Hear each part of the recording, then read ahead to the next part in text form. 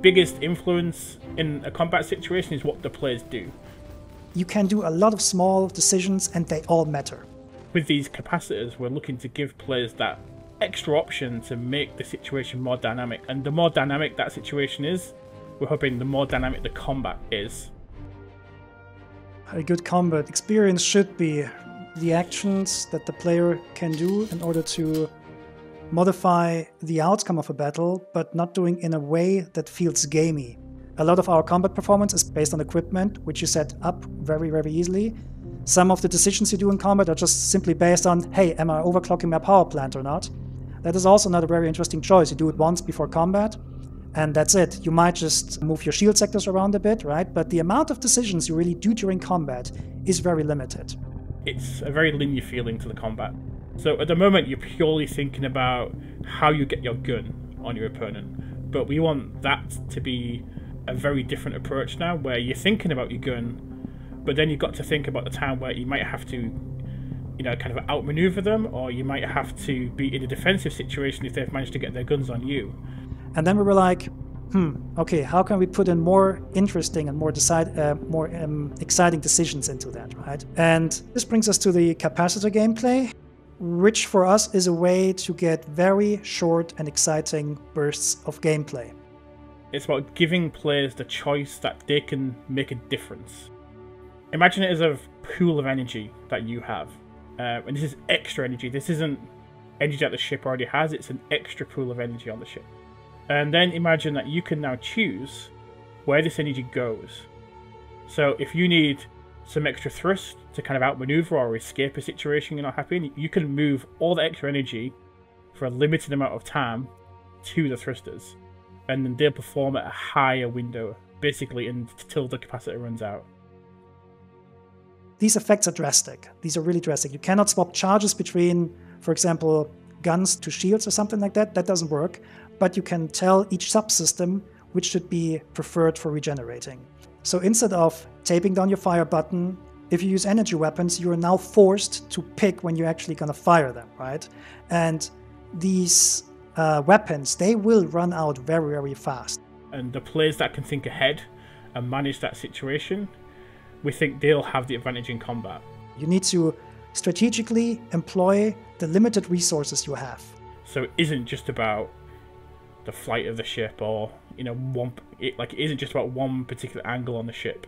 It's about all these different things that come together to give a particular style of combat, which we want to be a positional combat situation. And I'm very convinced that this is the interesting part where dogfighting will get really exciting again. In terms of where we are exactly right now is we almost have the archetype tunings for our four main fighter categories done. The next step is to make sure that the weapons fit in these categories and that we're getting the kill times and the maneuvering offsets into the place where we want them.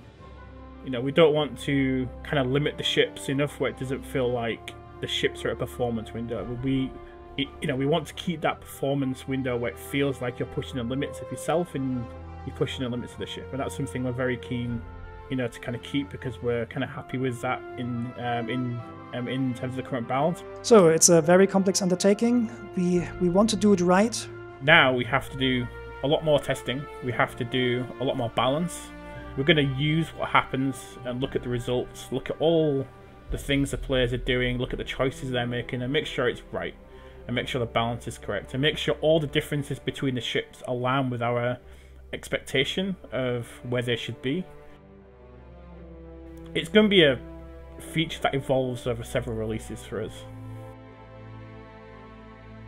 Since their inception, our vehicle and player experience teams have worked to realize the full promise and potential of spaceflight and combat in both the Persistent Universe and Squadron 42. And this capacitor gameplay is just one more way they aim to put the ultimate fate of vehicle combat more solidly in your hands. But the work doesn't stop there. On our Road to Invictus launch week, let's turn our attentions now to operator modes, what they are, how they'll serve as the foundation for multi-crew gameplay going forward, and how the next one that's currently in development looks to redefine the way we use missiles for a more engaging and tactical experience. A key part of operator modes is to give the ship a purpose, that each seat has access to certain tools on the ship. This is quite exciting because it can open up multi-crew quite significantly. It gives a lot of freedom to allow people to cooperate in different ways. An operator mode, it basically allows us to split out a feature. So when you're in that seat, you get all the information that is on a particular task. And that's basically, you know, what an operator mode is. So operator modes that exist in the game right now are quantum drive, scanning is an operator mode. And we've also got mining as well. Looking forwards, certainly multi-crew is not quite where we want to be at the moment. And so we decided to manipulate operator modes a little bit and allow different people in different seats to be in different operator modes. So the co-pilot could be in, for example, scanning mode, while the pilot is in flight mode. This would allow the co-pilot to have control of all the scanning stuff, while the pilot doesn't have to worry about that, doesn't have control of those items, and can instead just worry about flight. So that's quite an exciting change for multi-crew going forward especially. So the operator mode we're working on at the moment is missile operator mode, which is the first new one that we're looking at.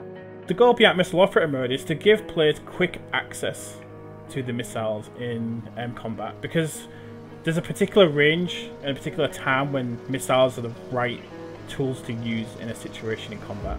And it was taking a lot of what we learned with the previous method with missiles to communicate that. The way that missile operator mode works right now is in a single pilot ship, you have the option to switch between your guns and then into missile operator mode and back out again. So you can't use both at the same time. But if you've got a multi-crew ship and you're in a pilot seat and you've got a co-pilot, you can use the guns and your co-pilot can have complete control over the missile system at the same time. You can pre-select how many missiles you want to fire, lock them all on and then fire them all in a volley. That's quite fun to watch. Big anime blast of missiles as they fire off into the distance. We're hopeful that we've given the players enough information that when they lock a target in missile operator mode, they understand that they've locked it, but then they also understand the next stages, which is how much of a lock do you have, and what are your chances of hitting your target at that particular time. And being in missile operator mode gives you all that information. So along with missile operator mode, we've also done a complete rework of the missiles, which now fly under an IFCS2 system, so they're very, very similar to the ships. So for example, one of the big changes is missiles now have fuel. So as they maneuver more, as they accelerate, they will consume more fuel, which allows you to outrun them and outmaneuver them. And they're going to have a very limited opportunity to come back at you if you manage to evade a missile. We've also split up the missile's flight into 3 different phases. So the first phase is boost phase, where the missile is attempting to just pick up speed and get to top speed as fast as it can. Once the boost phase has expired, it goes into intercept phase, where the missile is trying to generally track towards the target, attempting to intercept it. And then when it gets even closer, it switches to full tracking, what we call terminal phase, where it puts all of its effort into trying to hit the target, because it's now pretty close. As far as where we're at right now, we're confident about it. We didn't rush it out last quarter. There were a few quality of life things that we wanted to make sure we had before we released. We're a fairly small team, but I'm very proud of the efforts that we've done so far, and also our interaction with the community as well, because we are a player-facing team, because we're an experienced team. A big part of this for us is players understanding that the game's always moving forward, so we're always trying to improve everything we've ever done, and it's not going to stop. So what did we learn this week? Well, we learned that in addition to the decisions you make before you take off, capacitor gameplay looks to add even more during the heat of battle. That operator modes are the next step in making true multi-crew gameplay a reality. And that for the missiles themselves, sure, you can use countermeasures, but it's going to be a lot more fun to just outfly them from now on. Now we're only a week away from Invictus, where you're going to get to see the latest the various ship manufacturers of the verse have to offer, and see the imposing UEE Navy fleet up close. Like, really up close. I'm excited. For Inside Star Citizen, I'm Jared Huckaby. We'll see you all next week.